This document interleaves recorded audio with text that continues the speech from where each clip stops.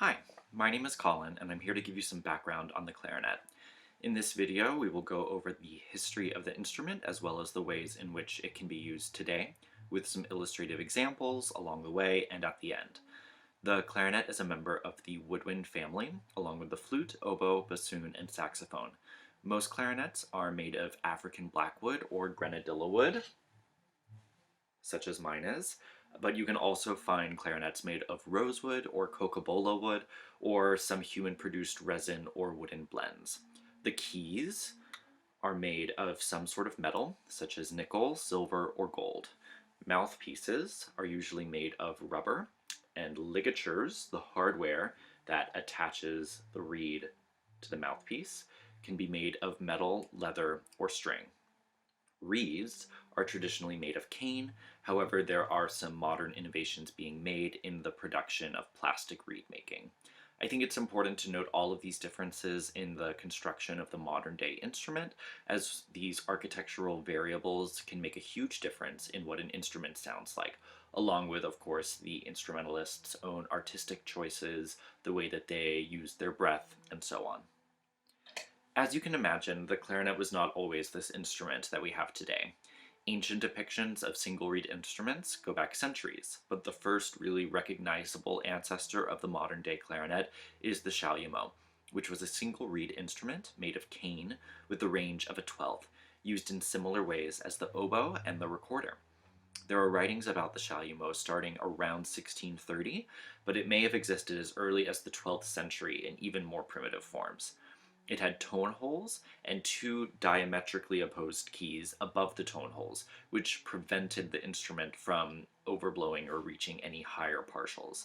Because the range of the chalumeau was so limited, it was created in a number of different registers. It could really only play the diatonic scale in the key of the instrument, although some accidentals were possible with some slightly cumbersome cross fingerings. The evolution of the instrument from the chalumeau to the clarinet is attributed to Johann Denner, a German instrument maker around 1700. He changed the configuration of the instrument and the mouthpiece, and he also moved the key that was in the back of the instrument up to create a register key to assist the instrument in overblowing a 12th and reaching higher notes. He also created the bell to help with sound production, and he made some adjustments to the bore, or the inside of the instrument, as well. From this major transition point, the clarinet underwent more developments little by little for the next 150 years, until we arrived at the modern clarinet. It was developed by the French clarinetists Hyacinthe Clauzet and Louis-Auguste Buffet, following the logic and principles of the flute Boehm system. The main innovation of this system was that it had movable rings around the tone holes, and these rings can operate keys elsewhere on the instrument. The instrument has 17 keys and 6 rings, 1, 2, 3, 4, 5, 6, to control a total of 24 tone holes. Some details on the acoustics of the clarinet. The space inside the clarinet, the bore, is cylindrical, which means that it is roughly the same circumference from the top to the bottom of the instrument. This affects the timbre and the overtones that you hear in the clarinet, which is different from most other woodwind instruments that have a conical bore, meaning that it is a smaller circumference at the top of the instrument and it gets larger as you move down. Because of this, the clarinet overblows a 12th and not an octave. So even though the fingering system in certain ranges is similar to other woodwind instruments such as the flute and oboe, unlike those instruments, the fingerings go up a 12th instead of an octave once you press down this register key. As you probably know, there are many members of the clarinet family that come in many different sizes and keys. The standard soprano clarinet is in the key of B flat, and the most other commonly used clarinet in orchestral, solo, and some chamber music is the soprano clarinet in the key of A. The reason that we have clarinets in multiple keys goes back to the history of the development of the instrument. You'll remember that in the early stages of the clarinet's history, it only had tone holes and could really only play a diatonic scale with a few accidentals, again with those cumbersome cross fingerings. Because the lowest range of the B-flat instrument goes from a low sounding D to the A-flat in the middle of the staff, it requires much more key work for the instrument to play chromatically across that span of a twelfth, as opposed to instruments that overblow in the octave and only have a series of 8 notes to fit accidentals in between. So these earlier instruments could only really play with 2 sharps or 2 flats in the key signature. In order for the clarinet to play in more keys, a 3-instrument system was developed, where clarinetists would have clarinets in the keys of C, B flat, and A, and as a result, they could play in any concert pitch within an ensemble, ranging from 4 flats to 5 sharps. Over time, as the instrument developed into a chromatic instrument with the addition of more and more keys and those tone hole rings, the C clarinet eventually fell out of favor, mostly due to the fact that its range could be covered by either of the other 2 lower instruments, and that the tone quality of the C clarinet being higher was a bit more bright and deemed less desirable than the other 2 instruments. The ease of being able to play certain keys with less accidentals when switching between the B-flat and A clarinets remained. And at this point, there had already been so much written for both the B-flat and A clarinets, especially in orchestral literature, that they stayed in the modern-day performance practice, and all professional clarinetists have both an A and B-flat clarinet today. The other main instruments of the clarinet family are the bass clarinet, which is typically in B-flat, although there are some late 19th, early 20th century composers who wrote for bass clarinet in A. That instrument was being produced for a short period of time, but very few exist today. I've really only seen this in some Puccini and Strauss scores, so again, late 19th, early 20th century, and transposed parts for B-flat clarinet have been made for basically all of these parts. And the E-flat clarinet, which is higher than the 2 soprano clarinets. You'll occasionally also see orchestral scores where parts were written for D clarinet, which was also a commonly used instrument back in the day. Strauss's Till Eulenspiegel comes to mind, but all of these important D clarinet parts have all been transcribed for E-flat clarinet, which is the more commonly used instrument today. The range of the clarinet spans almost 4 octaves and is broken up into 3 registers, and they essentially correspond with each time you overblow with the assistance of the register key or some other form of vent fingering. The first register, named after the clarinet's predecessor, is the Chalumeau register, which ranges from a written E below the staff, or a sounding D, to a written B flat in the middle of the staff, or a sounding A flat.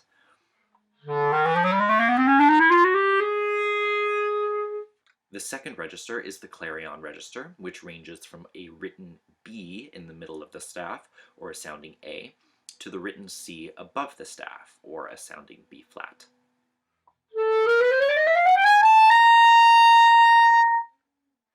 Finally, we have the Altissimo register, which begins with the written C sharp above the staff, or sounding B natural, and extends upward.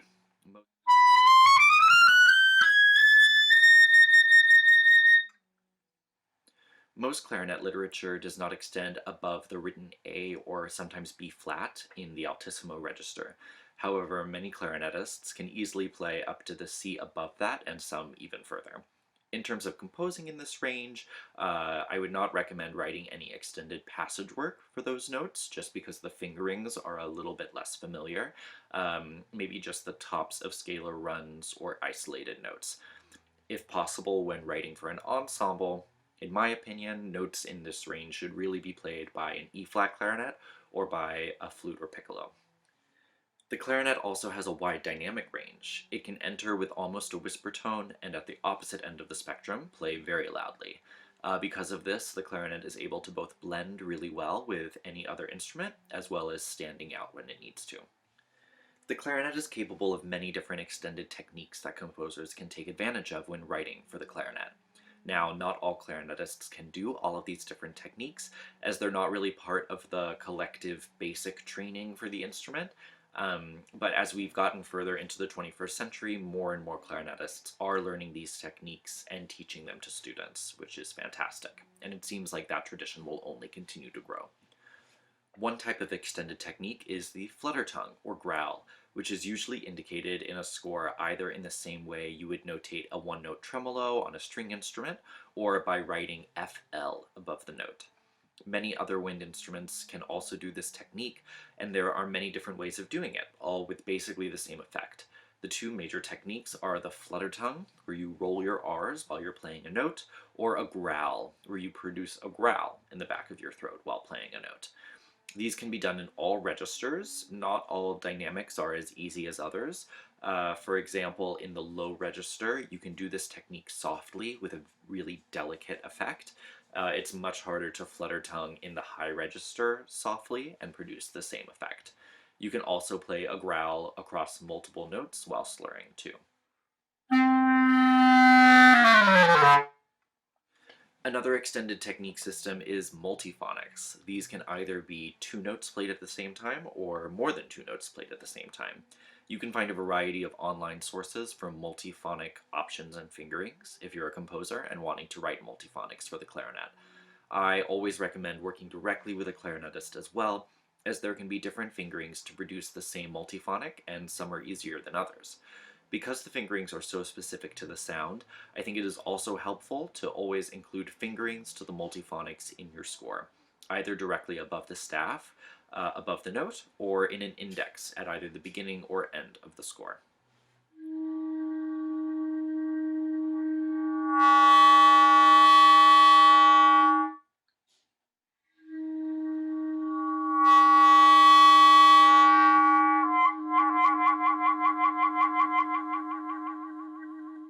The clarinet is also capable of playing microtones. These can either be played with specific fingerings, or if it's a half flat, often just by manipulating the pitch of the note down with the embouchure. Again, I highly recommend including fingerings in the score if you are using microtones, unless you are okay with a fair amount of liberty being taken with the microtones. And there are a number of online resources for microtonal fingerings again as well. Another type of microtone is a timbral trill. Since these are mostly just for color and not part of a microtonal harmonic structure, there are a number of different trill fingerings that can be used.